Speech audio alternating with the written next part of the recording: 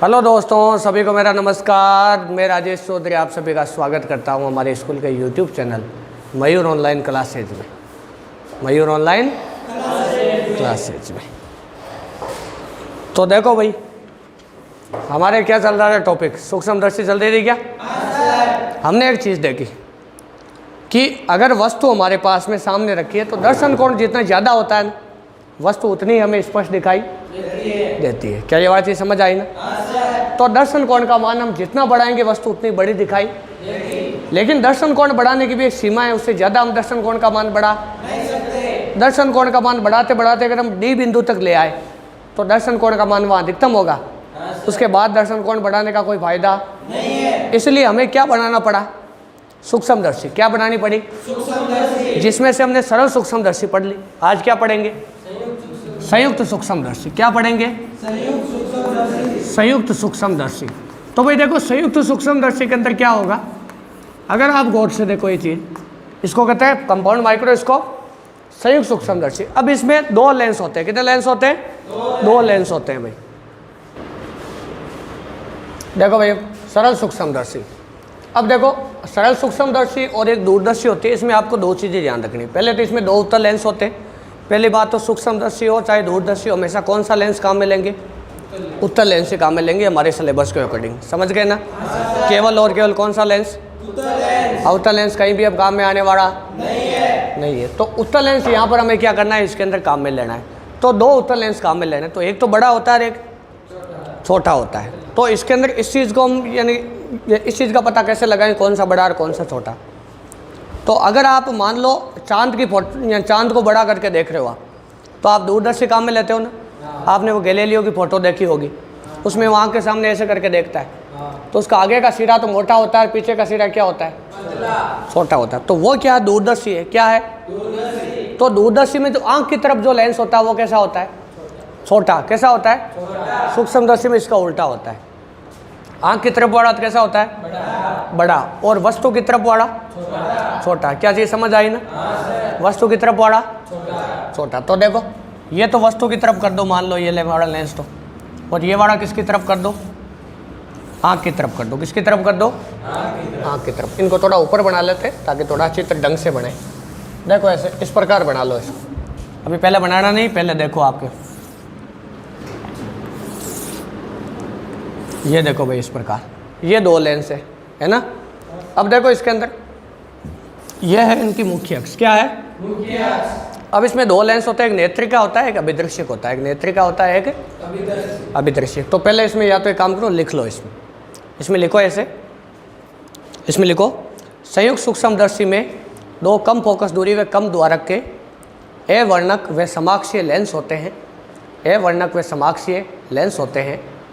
संयुक्त सूक्ष्मदर्शी में दो कम फोकस दूरी व कम द्वारक के दो ए वर्णक व समाक्षीय उत्तल लेंस होते हैं। दो ए वर्णक व समाक्षीय उत्तल लेंस होते हैं। नीचे वाला लाइन में लिखो, वह लेंस जो वस्तु की तरफ होता है उसे अभिदृश्य कहते हैं।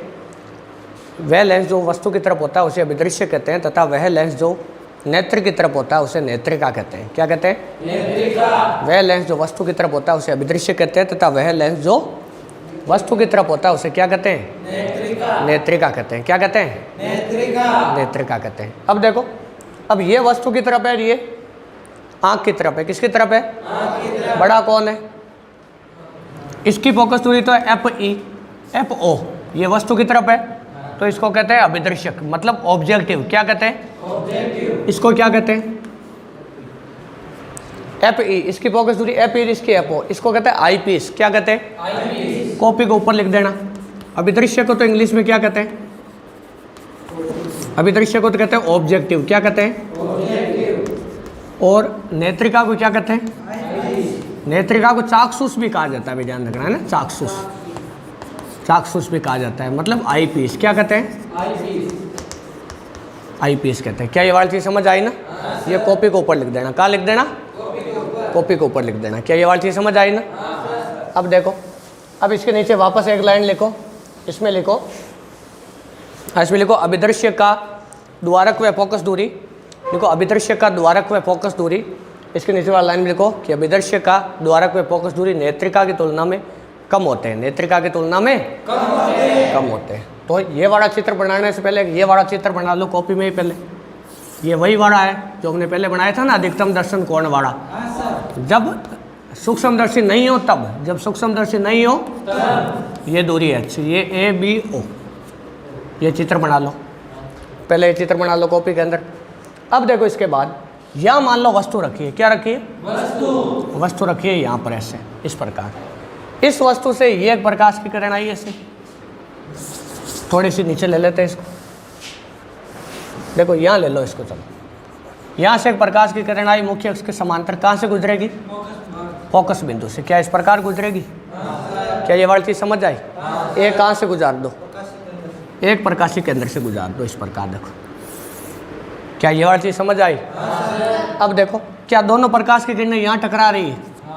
यहाँ टकरा रही कि नहीं टकरा रही? इसको कह दो बिंदु P। क्या कह दो? P कह दो। तो यहाँ प्रकाश की किरणें वास्तव में टकरा रही, क्या यहाँ पर एक प्रतिबिंब बनेगा? इसको नाम दिया A डैश B डैश। क्या नाम दिया? A dash B dash. अब देखो ये प्रकाश की किरणें वापस इसमें से, दोनों इसमें चली गई नहीं टकराने के बाद, इससे बाद में इसका अपवर्तन होगा ना दोबारा। तो लेंस प्रकाश की किरणों को किस तरफ भेजता है? हमेशा मुख्य अक्ष की तरफ। किस तरफ? क्या ये इस तरफ भेजेगा ऐसे? इस तरफ देखो। और ये दोनों एक दूसरे से दूर हटती हुई दिखाई, तो जब इनको आप पीछे की तरफ बढ़ाओगे इस प्रकार, इस प्रकार देखो ऐसे, इस प्रकार। मान लो यहाँ मिल गई, थोड़ी सी इसको पीछे और कर लो, देखो इस प्रकार कर लो इसको।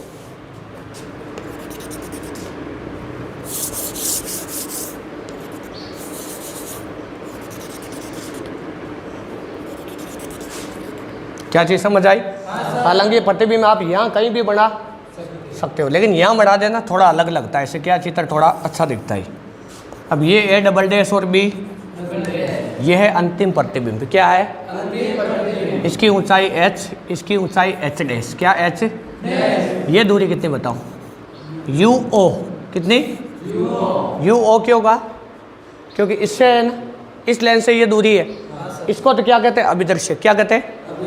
अभिदृश्य की फोकस दूरी FO क्यों बताते हैं? ऑब्जेक्टिव कहते हैं। इसकी फोकस दूरी FE क्यों बताते हैं? नेत्रिका कहते हैं, आईपीएस कहते हैं इसको। इसलिए तो इससे ये वस्तु रखिए इस लेंस से, ये वस्तु इस लेंस के लिए या उस लेंस के लिए? अरे इसके लिए है ना। तो ये दूरी कितनी होगी? UO। कितनी होगी? और इसका प्रतिबिंब कहाँ बना? इस लेंस का प्रतिबिंब क्या यहाँ बना ना? तो ये दूरी कितनी हुई? VO। कितनी हुई? VO। क्या ये वाली चीज़ समझ आई?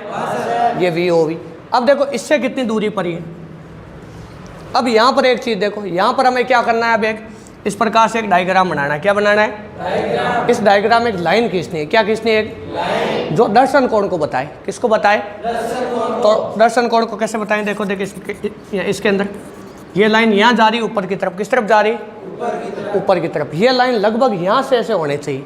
मतलब जब आप कॉपी में चित्र बनाओ ना, तो इस लाइन को थोड़ी क्या कर देना? सेट कर देना थोड़ी।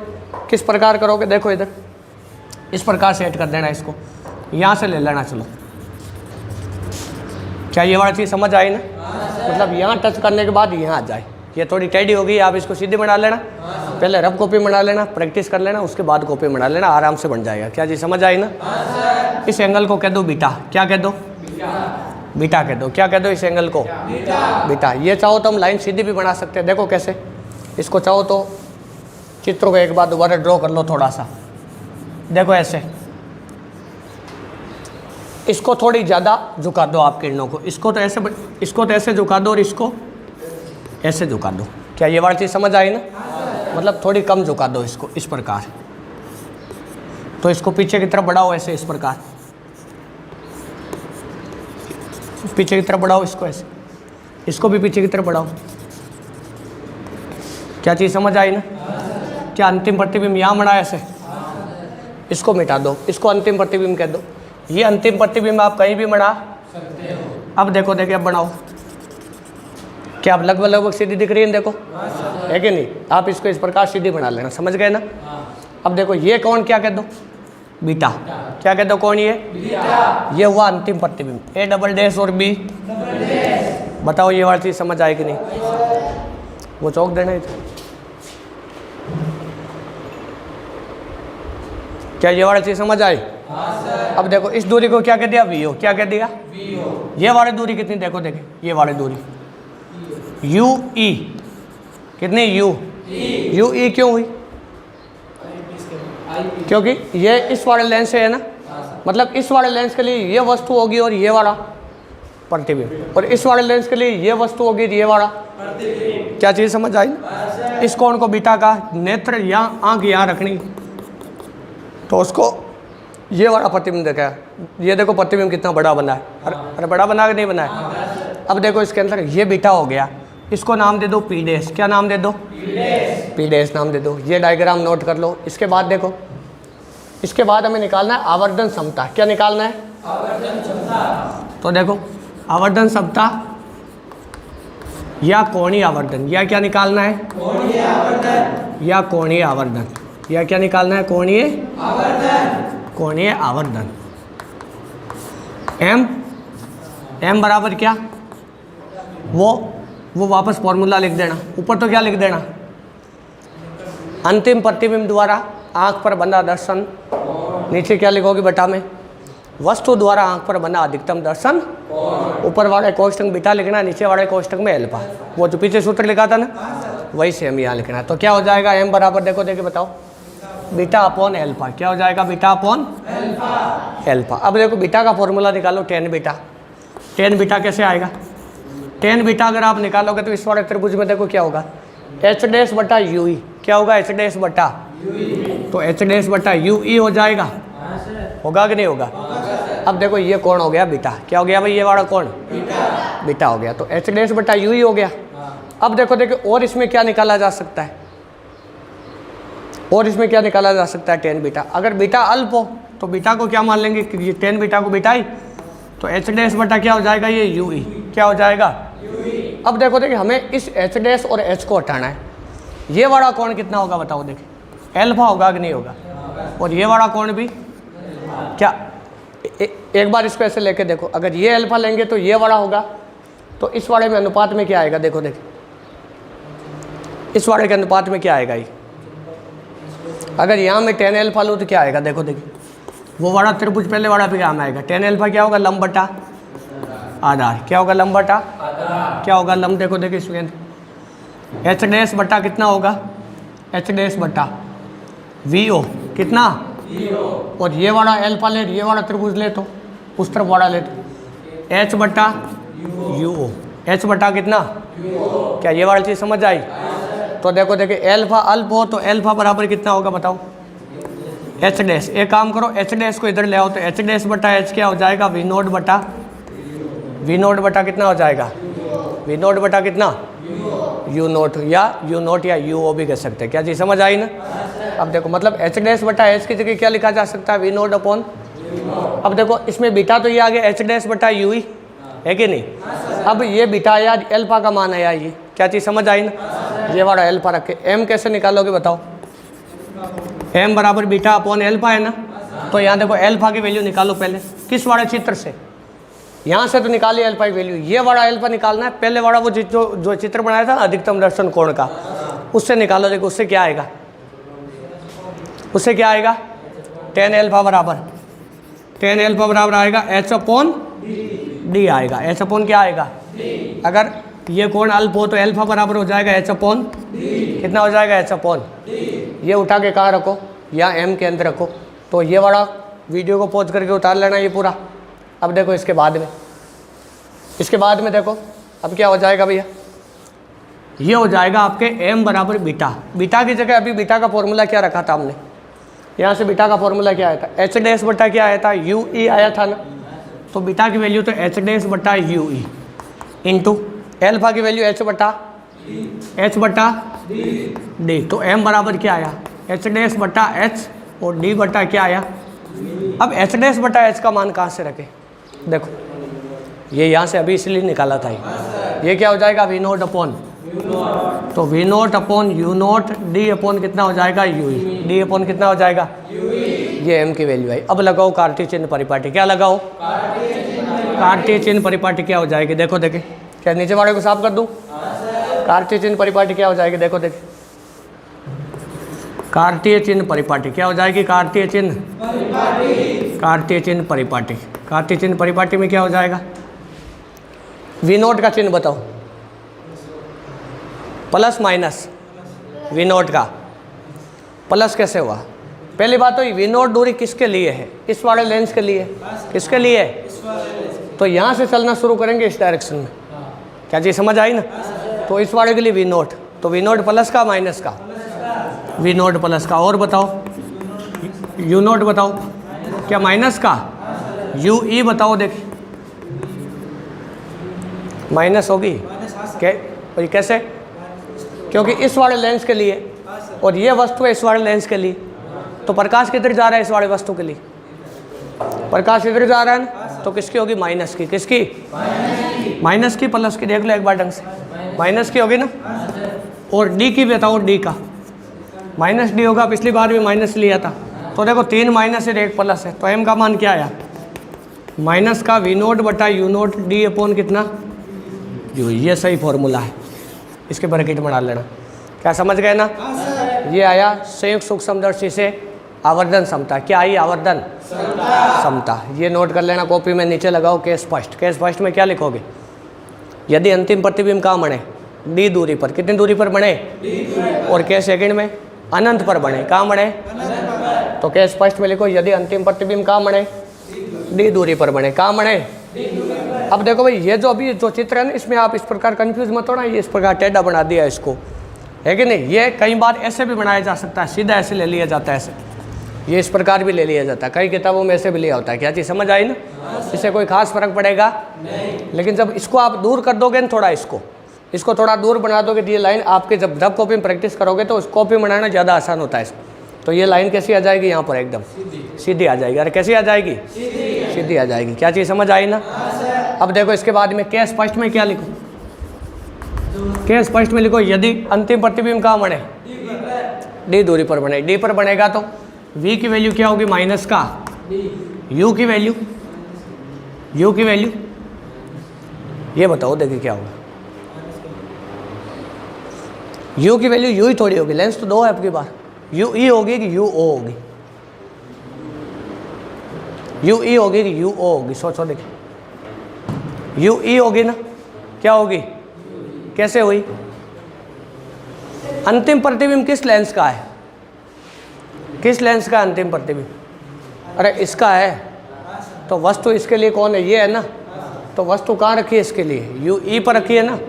तो ये वाला प्रतिबिंब डी दूरी पर बन रहा है अंतिम प्रतिबिंब, मतलब फोकस दूरी भी इसी लेंस की लेंगे, एफ ई या एफ ओ लेंगे।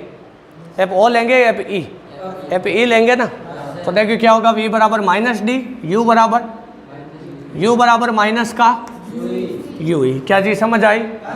अब क्या रखें? एफ बराबर प्लस का एफ ई। ई क्यों लिया? क्योंकि अंतिम प्रतिबिंब इसी लेंस से तो बन रहा है, और इसी लेंस से तो बन रहा है। तो क्या आया? 1/v माइनस 1/u बराबर 1/f। तो 1/-d minus minus plus 1/u बराबर 1/f। तो देखो u की वैल्यू क्या आई? 1/f plus 1/d। तो u की वैल्यू क्या आई? d/f अपॉन कितना हो जाएगा? d plus. क्या चीज़ समझ आई? इस u को उठा के कहाँ रख दो? आवर्धन वाले फॉर्मूले में। आवर्धन वाला फॉर्मूला क्या था? माइनस का v naught upon u note d upon कितना? u e। d अपॉन कितना था? तो m बराबर क्या आएगा? देखो देखिए, माइनस का v naught upon u note d upon u की जगह d f e upon d plus. क्या चीज़ समझ आई? d से d कट गया, तो m बराबर क्या आया? बताओ देखिए, m बराबर माइनस का v naught upon u note 1 plus d/f e। देखो देखिए सही लिखा क्या? क्या सही लिखा क्या? ये ऊपर जाएगा, एफ ई का अलग अलग भाग दे दिया, तो एफ ई का एफ ई में देंगे तो एक बार, डी में देंगे तो d/। अब एक चीज़ सोचो, जो सरल सूक्ष्मदर्शी का केस फर्स्ट आया था ना, वो क्या आया था? देखो उसमें आवर्धन क्या आया था? m बराबर, उसमें आया था 1 प्लस d/f, 1 प्लस d/। और इसका क्या आया है? क्या v naught upon u naught गुना ज़्यादा है ना? तो क्या समझे इससे आप कि संयुक्त सूक्ष्मदर्शी आवर्धन समता को इसकी तुलना में बड़ा देती है। देखो दोनों को कंपेयर करो, क्या नहीं है क्या? देखो कितनी शानदार चीज़ है ये। मतलब ये वाला आवर्धन समता को बड़ा देता है। बताओ ये चीज़ समझ आई कि नहीं? क्या शानदार चीज़ थी। अब देखो ये उतार लो वीडियो को पॉज करके। अब इसके बाद लिखो केस सेकंड। क्या लिखो? क्या सेकंड में लिखो, यदि अंतिम प्रतिबिंब कहाँ बने, अनंत पर बने। कोष्टक में क्या लिखोगे, दूर बिंदु पर। कोष्टक में क्या लिखोगे, दूर बिंदु पर बने। क्या चीज़ समझ आई? अब देखो देखे तो v बराबर कितना होगा, माइनस अनंत, u बराबर माइनस का u ही, क्योंकि इसी लेंस से अंतिम प्रतिबिंब की बात होगी। f बराबर प्लस का एफ ई, एफ बराबर प्लस का, तो 1/v माइनस 1/u बराबर 1/f, तो क्या होगा 1/- अनंत प्लस 1/u 1/fe, तो u ई बराबर fe। क्या चीज़ समझ आई? अरे आई कि नहीं आई? तो m बराबर क्या होगा, माइनस का v0 upon u0 d upon u ही था, तो u ही की जगह क्या लिख देंगे, ये हो गई इसकी आवर्धन क्षमता। देखो खेला खत्म, टॉपिक खत्म। कुछ चीज़ें और लिखनी है अभी, है ना, वीडियो को बंद मत कर देना, अभी लिखनी है, कुछ चीज़ लिखाएंगे। देखो इसके बाद ये m की वैल्यू आई, किसकी वैल्यू आई, m की। नीचे एरो लगा लो, इसके एरो लगा के लिखो संयुक्त सूक्ष्मदर्शी की लंबाई। कई बार पूछा जा चुका है इस प्रकार की चीज़। क्या चीज़ समझ आई ना? न्यूमेरिकल आते हैं, इसके बिना न्यूमेरिकल नहीं होगा। संयुक्त सूक्ष्मदर्शी की लंबाई क्या होगी, सोचो, देख चित्र को देखकर सोचो, चित्र को देखो। अरे संयुक्त सूक्ष्मदर्शी यहाँ से यहीं तक तो है, बाकी क्या मतलब है कि नहीं? जहाँ तक लेंस है वहीं तक तो है, बाकी ऊपर रबड़ का कवर तो आप 5 किलोमीटर लंबा लगा दो, क्या मतलब है उससे? कोई मतलब नहीं है ना। केवल लेंस की लंबाई, इसकी संयुक्त सूक्ष्मदर्शी की लंबाई ये मानी जाती है, इस लेंस से इस लेंस के बीच की दूरी, कितनी दूरी, v0 प्लस ui। संयुक्त सूक्ष्मदर्शी की लंबाई v0 प्लस। अब लंबाई हमेशा परिमाण में लेनी है, किस में लेनी है, क्यों? क्योंकि ये तो प्लस होता है, ये माइनस होता है। अभी अभी रखा था, याद करो, काते चिन्ह परिपाटी में। तो ये माइनस हो सकता है क्या?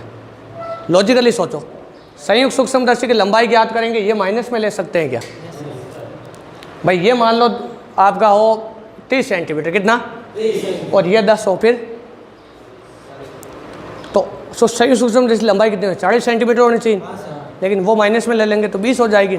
कितनी हो जाएगी? लंबाई में ऐसा हो सकता है क्या? ऐसा हो नहीं सकता। मतलब हमेशा परिमाण में लेनी है, किस में लेनी है, परिमाण में। ये संयुक्त सूक्ष्मदर्शी की लंबाई लिख लो। एक एरो और लगाओ और लिखो, इसमें लिखो संयुक्त सूक्ष्मदर्शी से बनने वाला अंतिम प्रतिबिंब। संयुक्त सूक्ष्मदर्शी से बनने वाला अंतिम प्रतिबिंब कैसा बनेगा, देख के बताओ, देख के बताओ, देख के फटाफट बोर्ड पे देखो, चित्र बनाया हो, अभी मिटाया नहीं मैंने। देखो अंतिम प्रतिबिंब बहुत बड़ा बनेगा, उल्टा बनेगा। कैसा बनेगा, उल्टा। देखो इसके सापेक्ष नहीं देखना है, मेन वस्तु कौन सी है, मेन वस्तु ये है, तो इसके सापेक्ष देखो उल्टा बना। कैसा बना, उल्टा बना। तो क्या लिखोगे, बहुत बड़ा बनेगा, बहुत बड़ा कोमा उल्टा। आभासी बना कि वास्तविक, देखो डॉट डॉट से मिला रहे, आभासी बना ना, कोमा आभासी, बहुत बड़ा, उल्टा, आभासी, वह और कहाँ बनेगा ये प्रतिबिंब, ये उसी तरह बनेगा जिस और क्या रखी हो, वस्तु रखी हो। ये चाहो तो लिख लो, वरना ये लिखने की आवश्यकता नहीं, चाहो तो लिख लो, उसी तरह बनेगा जिस और क्या रखी हो, वस्तु रखी हो। क्या रखी हो, वस्तु। क्या ये वाली चीज़ समझ आई? अब एक चीज़ सोचो, यहाँ पर हम अब तक जो पढ़ते आए ना, उसमें हम एक चीज़ क्या पढ़ते हैं कि वास्तविक प्रतिबिंब सारे कैसे होते हैं, वास्तविक प्रतिबिंब सारे उल्टे होते हैं, ये बताया था ना। यहाँ देखो ये प्रतिबिंब आभासी है, और आभासी जो सीधे होते हैं ना, ये उल्टा है। केवल सूक्ष्मदर्शी वाला ये आपको कंफ्यूज करता है। मतलब वास्तविक प्रतिबिंब सदैव सीधे हो ये जरूरी नहीं है। ये हम 12वीं के सिलेबस के, 12वीं 10वीं में जो ऑप्टिक्स के जो चैप्टर है ना, उनके सिलेबस के हिसाब से देख सकते। लेकिन अगर आप जेई वगैरह की तैयारी कर रहे हो, थोड़ी ज़्यादा लेवल पे जाते हो, तो ये वाली चीज़ें काम नहीं करती। क्या चीज़ समझ आई ना? मतलब आभासी प्रतिबिंब उल्टे भी हो सकते हैं, लेकिन हमारे न्यूमेरिकलों के हिसाब से, 12वीं के न्यूमेरिकलों के हिसाब से, ये लगभग आभासी प्रतिबिंब सारे कैसे होते हैं, लगभग सीधे। और वास्तविक प्रतिबिंब कैसे होते हैं, उल्टे। क्या चीज़ समझ आई ना? वरना आभासी प्रतिबिंब भी उल्टा हो सकता है। ये टॉपिक ख़त्म। बाकी काम कल की क्लास में, दूरदर्शी बचा है, दूरदर्शी के बारे में कब पढ़ाएंगे, कल की क्लास में पढ़ाएंगे। क्या चीज़ समझ आई ना? आज के लिए बहुत है भाई, चलो कल की क्लास में पढ़ेंगे बाकी का।